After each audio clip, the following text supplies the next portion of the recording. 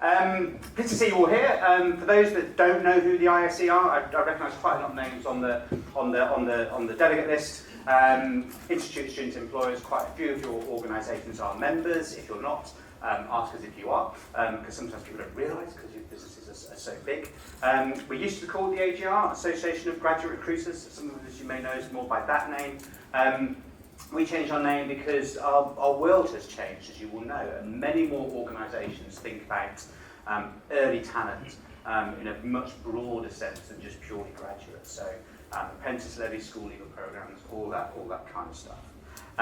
But a lot of what we do is based on the D&I agenda, echoing one of the things Steve said at the start of his presentation, and I'll come back to this in a couple of minutes. The employers that we work with, the survey, the research data we do, D&I comes up as the top in terms of the priorities of things that they're dealing with and trying to change. And why is that? And I think it's worth reflecting, first of all, just how big an issue this is for society. And I've just grabbed up some headlines there. You know, it is constantly in the news. If we even think back the last couple of weeks, we've had issues around gender pay in the press. We've had issues around disabilities, people with disabilities getting into the workplace. Social mobility is still very heavily on the horizon, and that's just in the couple of weeks that we've been fully back in harness.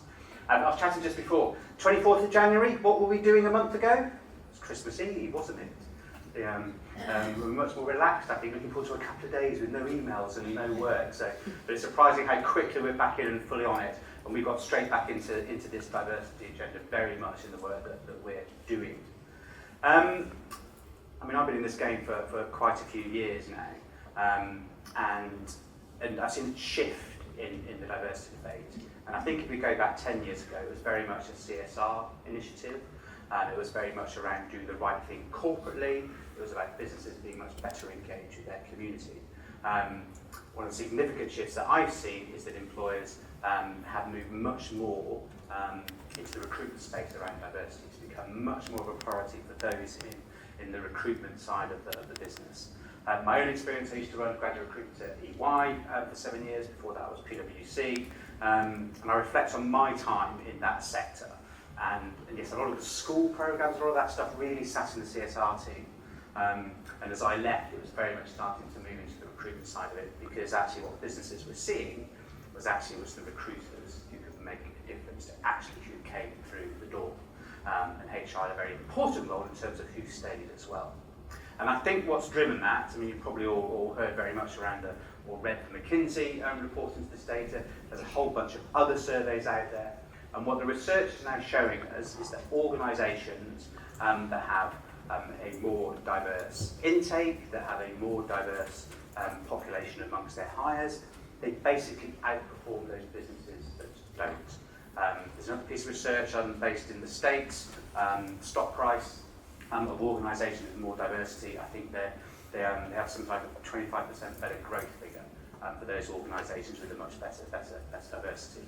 So that corporate understanding that this actually makes business sense, that actually businesses win more work, they create better products when they've got more diverse teams, I think really is now cutting through.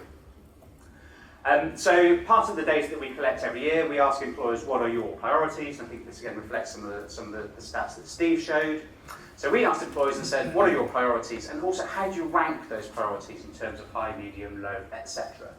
The first thing I would say is that on all of these measures, the high priority band has got bigger over the last 2 years.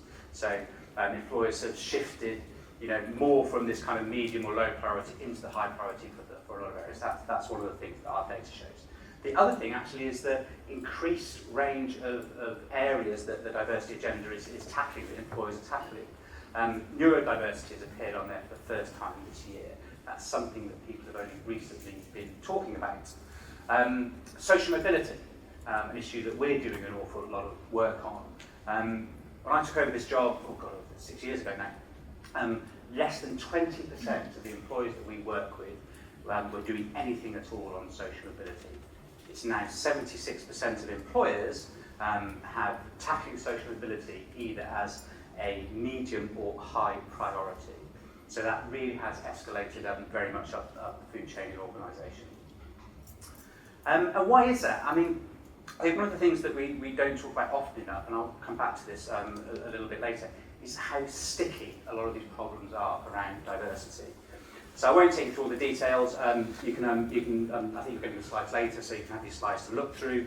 If you want more detail, we've got lots of stuff behind this. Please get in touch with Tom or myself. We can share that with you. But if I take, for example, let's look at females at the top of the list. So the average proportion of hires in the graduate market who are female is 44%. The UK population average is 51%. So already you can see there that in the graduate recruitment world, actually we're underperforming against that metric of what the UK population is. But you actually look at the percentage who are in higher education, and 56% of students are female. And actually students are more likely to get a 2-1 or a first. So if you work on the assumption that most employers are gravitate towards people who get the better results, actually 44% is really underperforming the market. Now I used to think when I took this job that was really an issue around the engineering companies and the banking world, the finance world. But actually when you look at the stats, it's pretty much across the board, all sectors. The law firms, they roughly get about 50% gender split. But actually, when you look at the legal sector, 65% of law students are female. So actually, 50% for a law firm is not really reflecting the markets that they're in. I mentioned social mobility, if we go a bit further down. So a caveat on the social mobility data, there still aren't enough people measuring it. So actually, our sample size is relatively small. But when we look at the data we've got, the average proportion of hires in the graduate space for the reports we've got is 58% went to a state school. 94% of the UK population went to a state school. So you can see there really is a stark contrast in terms of who we're bringing into our organisations. And we can tell a similar story for most of those other metrics. And I'll mention this again later as well. I think one of the things that we all have to be doing, if we're not already, is measuring data and understanding what is happening. Because what you measure, of course, affects what you do. If you don't measure the right thing, you don't do the right thing. Because it's the data and the analysis can really help to show us what we can do better in our organisations, particularly when it comes to selection and assessment.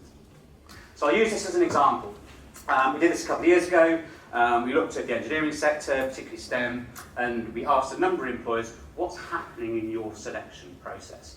I did something similar back in my recruiting days, measuring what happens at various stages through the process. So what this data tells us is that in the engineering sector, roughly 24% of the applications organisations receive are from female candidates. When you actually look to, when you look at the hiring status, it's a much higher percentage. So in the engineering sector, 39% of the people who were actually hired were female. So if you think about it, what that data tells us is female students are more likely to get through the selection process if they hire. So for this sector, the problem doesn't appear to be actually in the selection and assessment process. It's an attraction problem. If these organisations could get more people in here, everything else being equal, actually they would have a much better gender split coming through at the other end and joining organisations. This is also where it's worth comparing selection data to market data, because when you actually look at the engineering sector, only about 18% of engineering students are female. So I use the legal sector as an example. You actually use the engineering sector as an example. You could argue, quite convincingly, that they outperform the market. They get a greater percentage of hires of female than are actually in that overall student population. But that importance of measurements, I can't get over that enough. Because we're finding it's becoming much more common for organisations to ask a lot of questions they didn't ask previously. And the example I use of this is social mobility. Again, if we go back even 3 or 4 years ago, not many organisations were asking social mobility questions. Are you first generation at university? Did you go to a state school? Those kind of questions. I don't know if you're going to touch on this later, Phil, but Civil Service Farstream, Cabinet Office, they've been very forward-thinking in this, and they've published It's online, you can get a guide to actually what questions you should be asking. And that is becoming much more the norm. Some of the other things that are coming through employer practices in terms of selection, name blind, university blind, screening and application, interviewers not seeing that data, assessors not seeing that data being taken out of the process, becoming much more common. Contextualized data, if you're not sure what that is looking at somebody's academic grades and using other data to put that data in context. Universities have been doing this actually for a very long time, but a little bit more on the quiet. Oxford, Cambridge, Bristol, Edinburgh were at the forefront of this, and they would look at somebody's school they went to. If that individual got maybe not the best of grades in absolute terms, maybe not sort of 3 or 4 straight A's, but they might have got the best grades in their school. So 3 B's from a school where actually the average is a couple of C's and a D. There's lots of evidence out there that actually those are the candidates you look for because they're the outperformers. So contextualized data gets a lot more complex than that, more than I've got time for. But lots of organisations starting to use those systems to understand candidates. Fewer and fewer people using UCAS points now. So I was quite surprised when I saw the stat. Only 16% of our employers actually use UCAS points A-level grade as a minimum cut-off now. A lot of the developments in technology, testing, and assessment practices, these employers no longer need to use that as a cut-off point. And that is slowly but surely declining. 2-1s are still used as a benchmark. I still think there's some stickiness around that. In fact, we saw the percentage of employers using a 2-1 actually go up by a couple of points this year, which quite surprised me. But in terms of the school grades, overall the trend is down. I think this bit's really interesting, this coaching of candidates.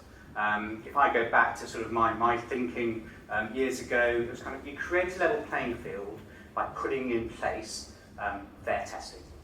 So if the testing is standardised, if everybody does the same test, well surely you'll have fair outcomes when it comes to actually selection processes.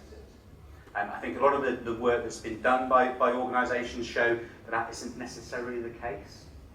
There's a whole bunch of other factors in there, the kind of peer groups people have access to, how much they understand about the world of work, a whole range of factors mean that actually that level playing field is not always created purely by what might be seen a fair process.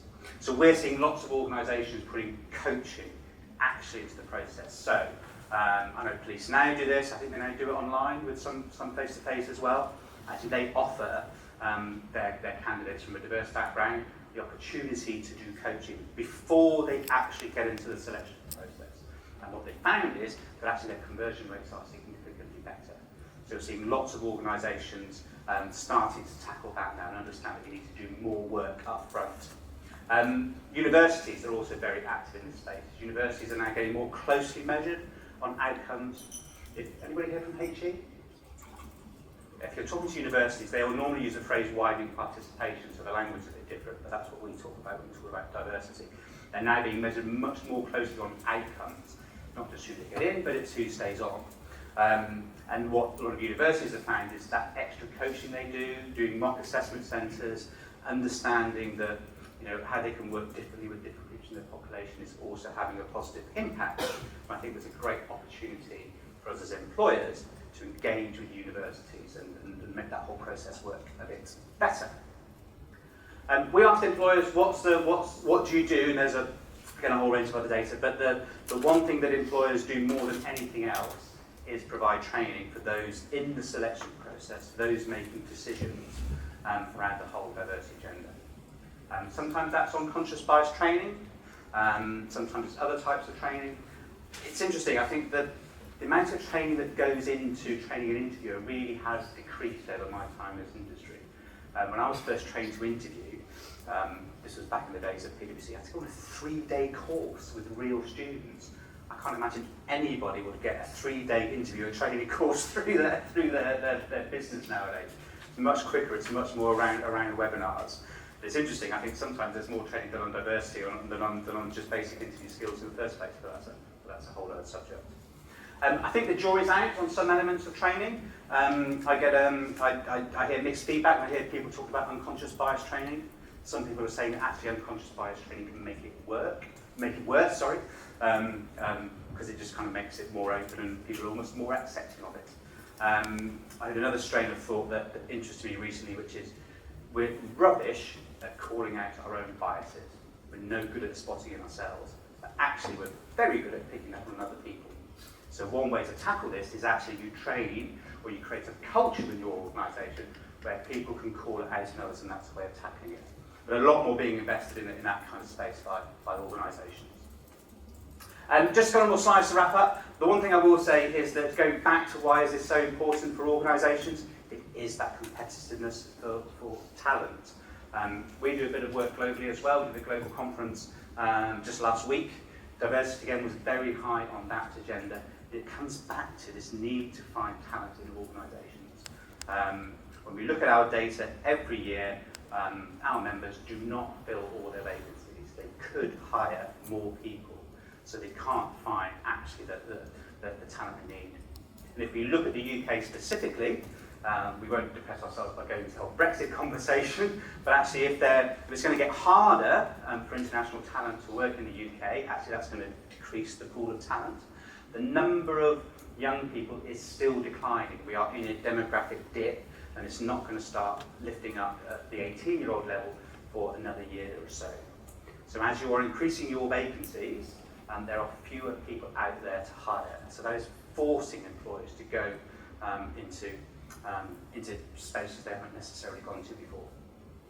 And the final comment, if you're interested in social mobility, this is a really good book by James Bloodworth, and actually it talks about social mobility in a much broader, longer context around how the change in the economy, the fourth industrial revolution, what happened in the post-war years, and actually it highlights how a lot of these diversity issues, as I said at the start, are very deeply embedded in society. They're very difficult to shift on.